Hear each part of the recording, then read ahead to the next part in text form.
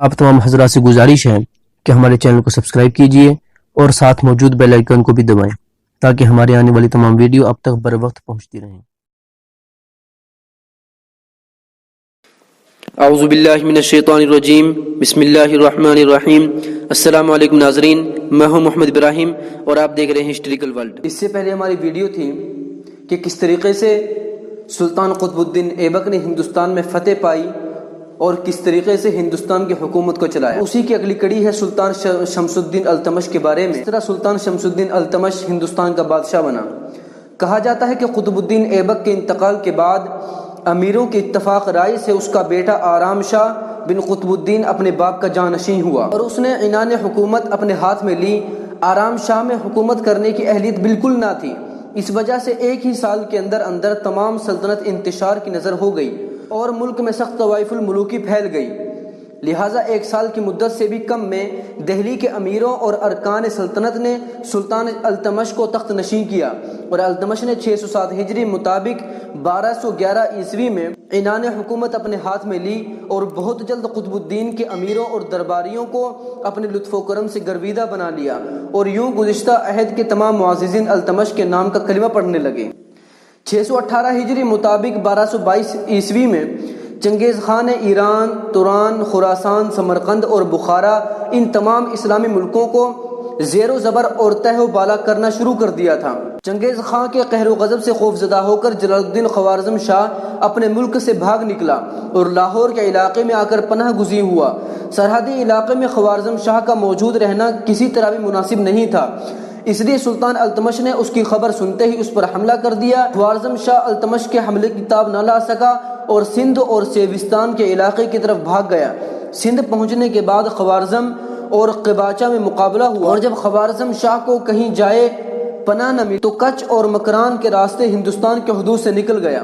626 ہجری مطابق 1225 میں خلافت عباسیہ کے قاصد دہلی آئے اور انہوں نے التمش کو بارگاہ عباسی کی طرف سے بھیجا ہوا امامہ خلافت پیش کیا۔ التمش نے اس مذہبی خلعت کی پوری تعظیم و تکریم کی اور اس خلعت فاخرہ کو زیب تن کر کے بے انتہا خوش ہوا۔ اس خوشی میں اس نے امیروں اور درباریوں کو خلعتوں اور عطیوں سے نوازا اور تمام شہر کو دلہن کی طرح سجا کر جشن مسرت کیا۔ حضرت شیخ الاسلام فرید الدین شکرگنج اپنے پیر و مرشد حضرت قطب الدین بختیار کاکی رحمۃ اللہ علیہ کے ملفوظ میں تحریر فرماتے ہیں کہ التمش کو حوض شمسی تعمیر کروانے کا شوق پیدا ہوا۔ اس سلسلے میں وہ روزانہ حضرت قطب الدین صاحب رحمۃ اللہ علیہ کی خدمت میں حاضر ہوتا اور حوض کی جگہ اور اس کے رقبے وغیرہ کے بارے میں ان سے بات چیت کرتا۔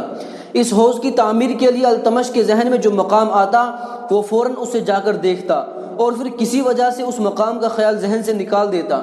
اتفاق سے ایک دن التمش کا گزر اسی جگہ سے ہوا کہ جہاں اب حوض شمسی واقع ہے۔ التمش کو یہ مقام بہت پسند آیا اور اس نے اسی وقت اس جگہ حوض تعمیر کرنے کا ارادہ کر لیا۔ جس روز کا یہ واقعہ ہے، التمش نے خواب میں حضور صلی اللہ علیہ وسلم کی زیارت کی۔ التمش نے دیکھا کہ سردار انبیاء صلی اللہ علیہ وسلم ایک گھوڑے پر سوار ہو کر اس منتخب مقام پر تشریف لائے ہیں اور التمش سے دریافت فرماتے ہیں کہ وہ کس امر کا خواہاں ہے، وہ کس کام کو کرنا چاہتا ہے۔ التمش جواب دیتا ہے کہ وہ اس جگہ ایک حوض تعمیر کروانے کا ارادہ رکھتا ہے۔ حضور صلی اللہ علیہ وسلم نے التمش کی التجا کو پسند کیا اور ان کے گھوڑے نے زمین پر لات ماری جس سے ایک چشمہ پھوٹ نکلا اور زور و شور سے بہنے لگا۔ التمش نے ابھی اتنا ہی خواب دیکھا تھا کہ اس کی آنکھ کھل گئی۔ اس وقت قدر رات باقی تھی۔ التمش اسی وقت حضرت قطب الدین بختیار کاکی رحمۃ اللہ علیہ کی خدمت میں حاضر ہوا اور بڑے ادب کے ساتھ ان سے اپنے خواب کی تمام مرودات بیان کر دی۔ حضرت فرید شکرگنج اپنے پیر و مرشد سے روایت کرتے ہیں کہ التمش اسی وقت حضرت قطب الدین بختیار کاکی کو اپنے ساتھ اس جگہ لے گیا۔ حضرت قطب الدین بختیار کاکی رحمۃ اللہ علیہ نے شمع کی روشنی میں دیکھا کہ وہاں ایک چشمہ پھوٹا ہوا ہے اور اس کا پانی ہر چہار طرف بہہ رہا ہے۔ یہ واقعہ تھوڑے بہت رد و بدل کے ساتھ ہندوستان کے دیگر مشائخ کے ملفوظات میں بھی درج ہیں۔ واللہ اعلم بالصواب۔ بعض لوگ خود التمش کی زبانی یہ واقعہ بیان کرتے ہیں کہ جس زمانے میں التمش بخارا میں غلامی کی زندگی بسر کر رہا تھا، ایک روز اس کے آقا نے اسے ایک رائج الوقت سکہ دیا اور بازار سے انگور لانے کو کہا۔ التمش انگور لانے کے لیے روانہ ہوا۔ بازار میں جاتے جاتے اچانک وہ سکہ اس کے ہاتھ سے گر گیا۔ اس نے بہت تلاش کیا مگر سکہ نہ ملا، لہذا وہ مجبور ہو کر آقا کے خوف سے ایک جگہ بیٹھ کر رونے لگا۔ اس وقت ادھر سے ایک فقیر گزرا۔ اس فقیر نے اپنے کشف باطن کے ذریعے التمش کا حال معلوم کر لیا اور انگور خرید کر اسے دیے۔ انگور دیتے ہوئے فقیر نے التمش سے کہا، اگر خدا تجھے کبھی بادشاہ بنا دے تو فقیروں اور حاجت مندوں کے ساتھ ویسا ہی سلوک کرنا جو خداوند تعالیٰ نے اس وقت تیرے ساتھ کیا ہے۔ بعض کتب تاریخ میں یہ واقعہ بھی التمش ہی کی زبانی بیان کیا گیا ہے کہ جب التمش بغداد میں اپنی غلامی کے ابتدائی زمانہ بسر کر رہا تھا تو ایک روز اس کے مالک نے کچھ صاف باطن درویشوں کو اپنے گھر مدعو کیا۔ محفل سما شباب پر تھی اور یہ فنا فی اللہ لوگ بڑے ذوق و شوق کے ساتھ نعرہ ہائے مستانہ بلند کر رہے تھے۔ یہ محفل رات بھر جاری رہی اور التمش رات بھر ہاتھ میں شمع لیے کھڑا رہا۔ قاضی حمید الدین ناگوری رحمۃ اللہ علیہ اس محفل کے صدر تھے۔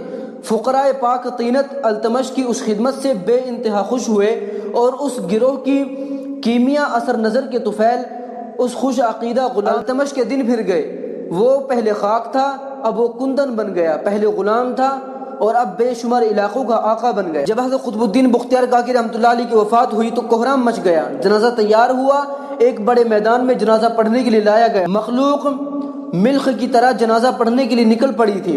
انسانوں کو ایک سمندر تھا جو حد نگاہ تک نظر آتا تھا۔ یوں معلوم ہوتا تھا کہ ایک بھپرے ہوئے دریا کے مانند یہ مجمع ہے۔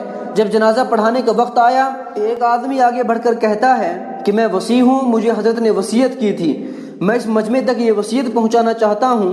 مجمع خاموش ہو گیا۔ کہنے لگا کہ خواجہ قطب الدین بختیار کاکی رحمۃ اللہ علیہ نے وصیت کی ہے کہ میرا جنازہ وہ شخص پڑھائے جس کے اندر 4 خوبیاں ہوں۔ پہلی خوبی یہ کہ زندگی میں اس کی کبھی تکبیر اولیٰ فوت نہ ہوئی ہو۔ دوسری شرط یہ کہ تہجد کی نماز کبھی قضا نہ ہوئی ہو۔ تیسری بات یہ کہ اس نے غیر محرم پر کبھی بھی بری نظر نہ ڈالی ہو۔ چوتھی بات یہ کہ اس نے عصر کی سنتیں بھی کبھی نہ چھوڑی ہوں۔ جس شخص میں 4 خوبیاں ہوں میرا جنازہ پڑھائے۔ جب یہ بات کی گئی تو پورے مجمع پر سناٹا چھا گیا۔ کون ہے جو قدم آگے بڑھائے؟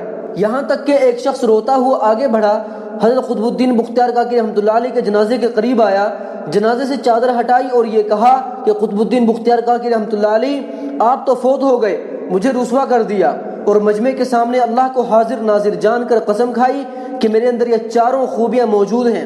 لوگوں نے دیکھا تو وہ شخص وقت کا بادشاہ شمس الدین التمش تھا۔ فاعتبروا یا اولی الابصار۔ سلطان شمس الدین التمش کی حکومت کے آخری زمانے میں بغداد کا مشہور و معروف عالم و فاضل فخر الملک عصائی، جو پورے 30 سال تک خلافت عباسیہ کی وزارت کے منصب پر سرفراز رہ چکا تھا، کسی بنا پر ناراض ہو کر بغداد سے جلا وطن ہوا اور دہلی آ کر قیام پذیر ہوا۔ سلطان التمش نے اس بزرگ کا اس کی شان کے مطابق استقبال کیا اور اسے انعامات و اعزاز سے سرفراز کر کے اپنا وزیر مقرر کیا۔ التمش کے عہد حکومت میں علماء اور انشا پروازوں کی ایک بہت بڑی جماعت بادشاہ کی سرپرستی میں اپنی تصنیف و تالیف سے عام لوگوں کو فائدہ پہنچاتی تھی۔ اس جماعت میں نور الدین عوفی کا نام امتیازی حیثیت رکھتا تھا۔ اس عالم و فاضل شخص نے جامع الحکایات تصنیف کی۔ اس کتاب کو التمش کے وزیر نظام الملک محمد بن ابو سعید جنیدی کے نام نامی سے منسوب کیا۔ شمس الدین التمش نے نہ صرف بیرون ہند کے علماء کی قدر کی بلکہ وہ بیرون ہندوستان سے اچھی کتابیں بھی منگواتا تھا اور اس ملک کے علمی خزائن کو مالا مال کرتا تھا۔ آداب سلاطین اور معاصر سلاطین جیسی کتابیں باہر سے منگوائی گئیں۔ ایک معرکۃ الآراء کتاب آداب الحرب تھی جو سلطان شمس الدین التمش کے نام پر تاریخ مبارک شاہ کے مصنف نے لکھی۔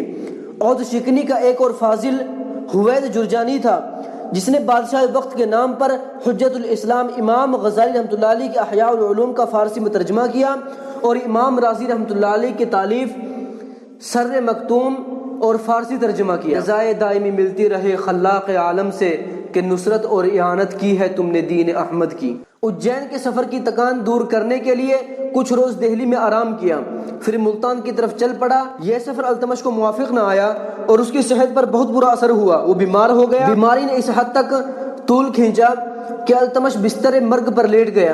امراء اور سردار التمش کو اسی حالت میں عماری پر بیٹھا کر دہلی لائے۔ دہلی پہنچ کر اس کی حالت دن بدن خراب ہوتی چلی گئی، یہاں تک کہ 20 شعبان 633 ہجری مطابق 1235 عیسوی کو اس کا انتقال ہو گیا۔ خدا کی رحمت اس کی لحد پر سایہ فگن رہے۔ سلطان شمس الدین نے 36 سال تک حکمرانی کے فرائض انجام دیے۔ 634 ہجری مطابق 1236 عیسوی میں جب سلطان التمش کا انتقال ہوا، اس وقت تقریباً سارا شمالی ہندوستان اس کے قبضے میں تھا۔ اس کی وفات کے بعد 10 سال تک پھر ملک میں بد انتظامی رہی اور ایک کے بعد دیگر کئی بادشاہ ہوئے، مگر نہ اہلیت اور عیش کوشی جیسے اسباب نے پورے ملک کو طوائف الملوکی اور بد انتظامی کا شکار بنا دیا۔ بالآخر عمرہ ناصر الدین محمود بن التمش کو تخت نشین کر دیا۔ 10 سالوں میں جو بادشاہ یک کے بعد دیگرے تخت نشین ہوئے ان کے نام یہ ہیں: نمبر 1 رکن الدین فیروز شاہ، نمبر 2 رضیہ سلطانہ بنت التمش، نمبر 3 معز الدین بہرام شاہ، نمبر 4 علاء الدین مسعود بن رکن الدین۔ بالترتیب بادشاہ ہوئے اور ان کے بعد ناصر الدین محمود بن التمش تخت نشین ہوا۔ آج کی ویڈیو کے لیے بس اتنا ہی۔